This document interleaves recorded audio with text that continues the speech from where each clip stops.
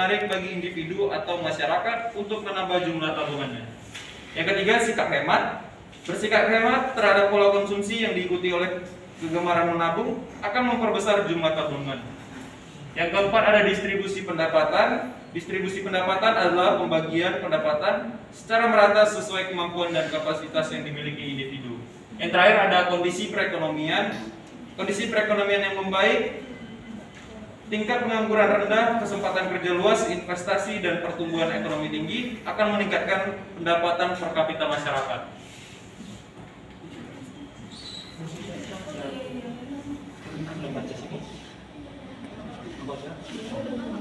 Baik, materi selanjutnya akan dilanjutkan oleh saya. Fungsi tabungan. Fungsi tabungan adalah semua pendapatan setelah dikurangi dengan konsumsi. Pada perekonomian yang lebih luas, pengurangan pendapat lebih banyak, seperti pajak dan lain-lainnya. Fungsi tabungan dapat dirumuskan sebagai berikut. S sama dengan YD kurang C, di mana S sama dengan tingkat tabungan agregat, Y tingkat pendapatan, dan C tingkat konsumsi. Contoh soal, diketahui fungsi konsumsi sama dengan C sama dengan 60 miliar, ditambah 0,7 Y. Jika pendapatan nasionalnya 500 ribu miliar, maka besaran tabungan masyarakat adalah, pembahasannya, jika Y sama dengan 500 ribu miliar, maka C sama dengan 60 ditambah 0,7 dikali 500 ribu sama 500 ribu miliar sama dengan 350 ribu 60 miliar. S sama dengan 500 ribu miliar dikurang 350 ribu 60 miliar sama dengan 940 miliar. Selanjutnya, investasi. Investasi adalah aktivitas menempatkan modal baik berupa uang atau aset berharga lainnya dalam suatu benda, lembaga atau suatu pihak dengan harapan pemodal atau investor kelak akan mendapatkan keuntungan setelah kurun waktu tertentu. Karena harapan mendapatkan keuntungan di kemudian hari, inilah investasi disebut juga sebagai penanaman modal. Istilah investasi sendiri berasal dari kata bahasa Italia yaitu investar, yang berarti memakai atau menggunakan. Yang digolongkan sebagai investasi sebagai berikut. 1. Pembelian berbagai jenis modal, yaitu mesin-mesin dan peralatan produksi lainnya untuk mendirikan berbagai jenis industri dan perusahaan. 2. Pengeluaran untuk mendirikan rumah tempat tinggal, bangunan kantor, pabrik, dan bangunan-bangunan lainnya.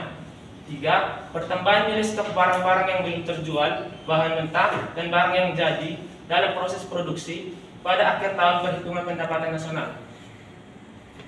Faktor-faktor yang menentukan tingkat investasi. 1. Tingkat keuntungan yang diramalkan akan diperoleh ramalan mengenai masa depan akan memberikan gambaran kepada pengusaha mengenai jenis-jenis investasi yang mempunyai prospek yang baik untuk dilaksanakan.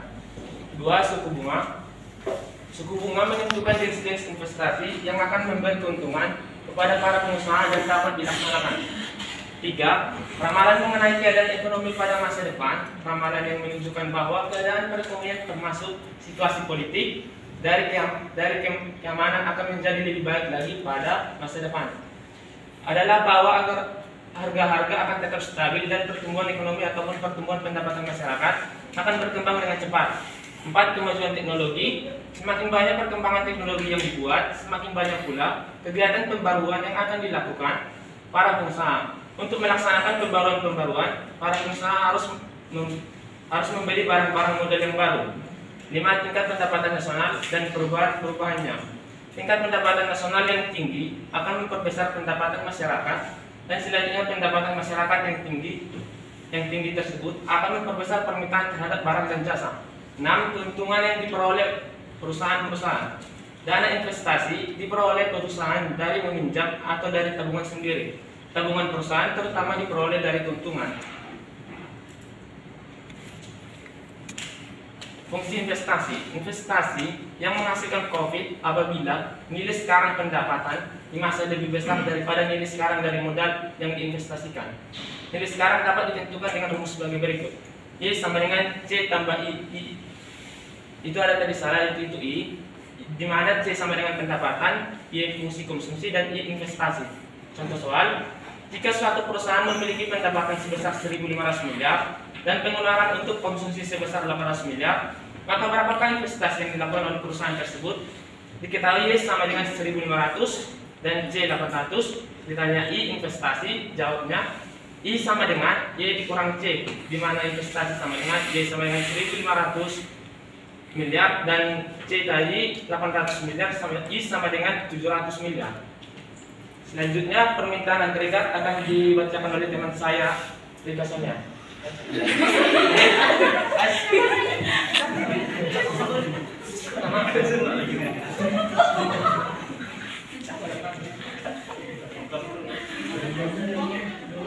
Agregat. Permintaan agregat adalah hubungan antara jumlah output yang dimana dan tingkat harga agregat.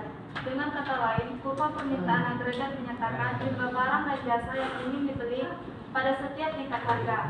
Kurva permintaan agregat adalah suatu kurva yang menunjukkan hubungan negatif antara output agregat dan tingkat harga.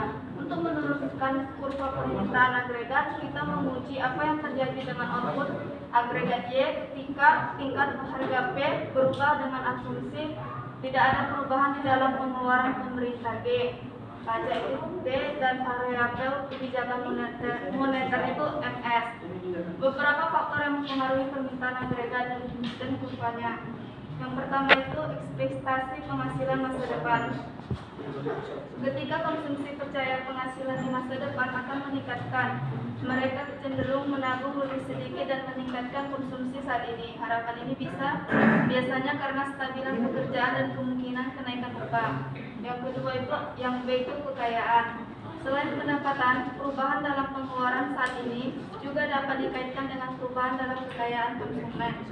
Kekayaan dapat mengambil bentuk aset keuangan seperti saham, obligasi, dan aset real seperti properti dan tanah. Yang C, investasi bisnis. Bisnis menunda investasi modal jika mereka kurang optimis tentang pertumbuhan dan profitabilitas di masa depan. Yang D itu adalah pemanfaatan kapasitas. Pemanfaatan kapasitas bagaimana kapasitas produksi digunakan sepenuhnya. Ketika perusahaan berproduksi pada atau mendekati kapasitas penuh, maka mereka perlu memperluas produksi. Yang C, kebijakan fiskal. Pemerintah dapat mempengaruhi permintaan agregat dengan membuka pengeluaran pemerintah dan pajak. Hal ini adalah kebijakan ekspansif jika pemerintah meningkatkan pengeluarannya atau memotong pajak. Yang G ada nilai tukar. Depresiasi mata uang domestik membuat barang-barang domestik lebih murah bagi orang asing sehingga meningkatkan permintaan mereka. Yang H itu pertumbuhan ekonomi global. Pertumbuhan ekonomi global yang kuat mendorong lebih banyak permintaan barang dan jasa domestik.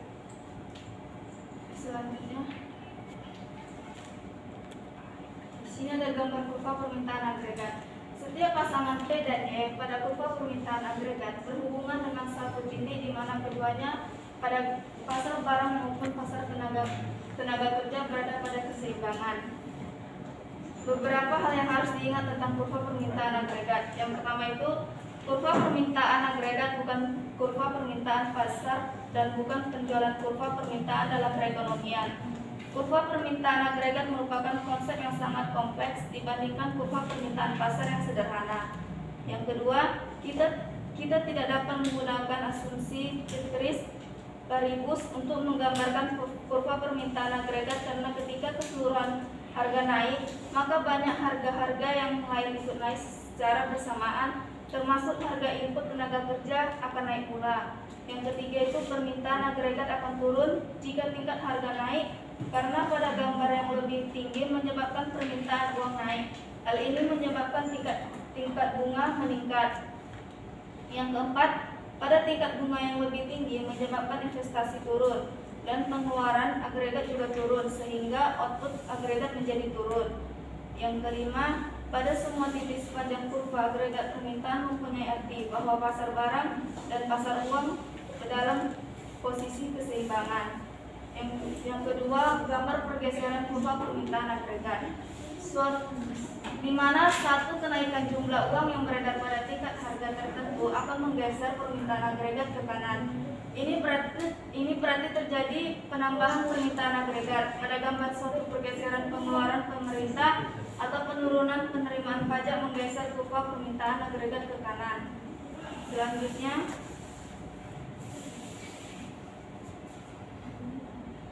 Selanjutnya penawaran agregat.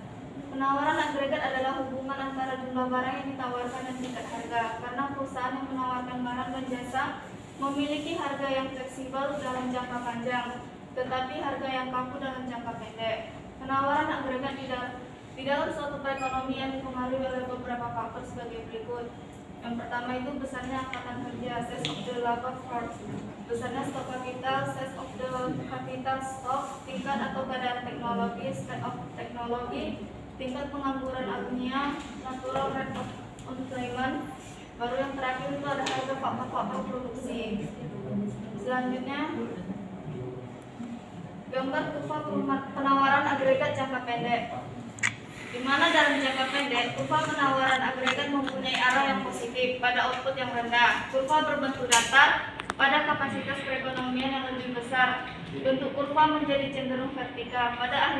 Menurut para ahli ilmu ekonomi makro, fokus pada apakah ekonomi beroperasi pada kapasitas penuh, yaitu suatu kondisi di mana seluruh sumber ekonomi telah dimanfaatkan secara optimal.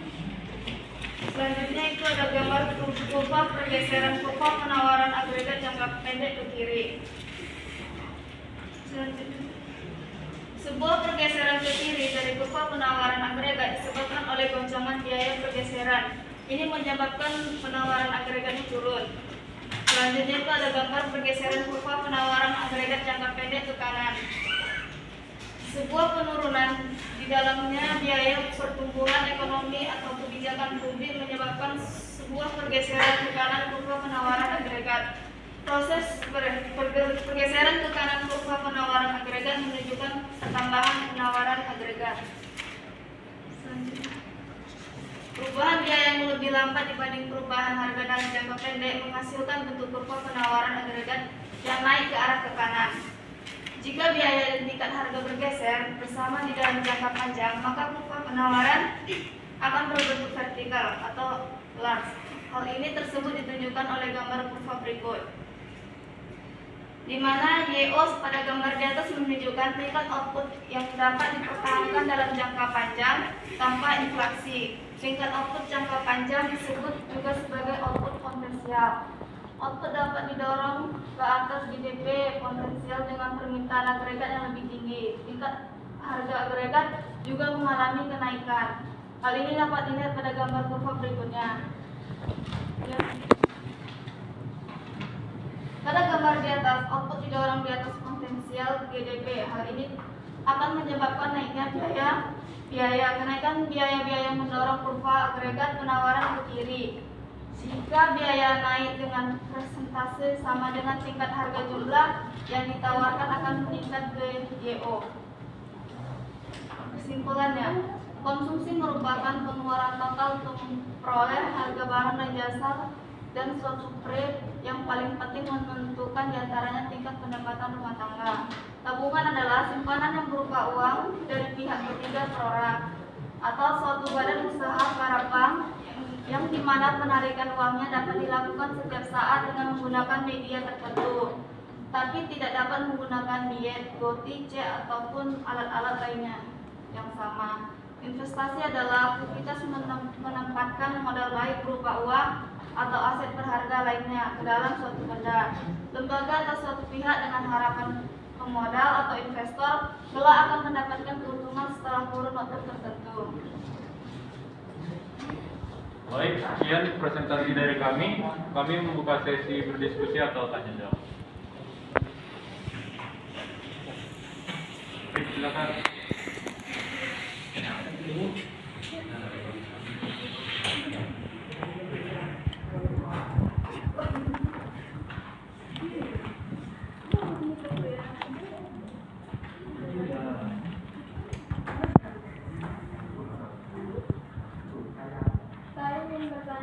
Apa yang dimaksud dengan nilai pakai dan nilai tukar dalam perilaku konsumsi?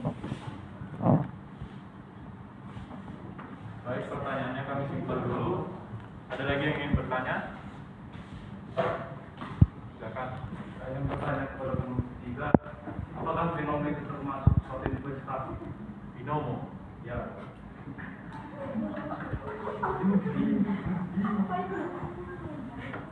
Baik, selanjutnya Selanjutnya ada lagi yang ingin bertanya, satu orang lagi. Kami persilakan. Ya, silakan. Saya mau kemana? Satu, dua. Baiklah. Baiklah.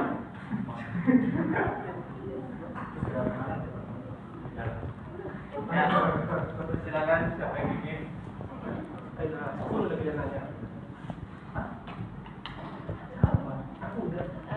Jadi pertanyaannya, faktor apa yang sangat mempengaruhi jika di dalam suatu negara itu suku bunganya mengalami penaikan? Mengapa? Boleh diulang? Faktor yang mempengaruhi. Faktor apa yang sangat mempengaruhi jika di dalam suatu negara suku bunga mengalami penaikan? Biasa aja. Jika suatu negara mengalami tingkat bingung ya.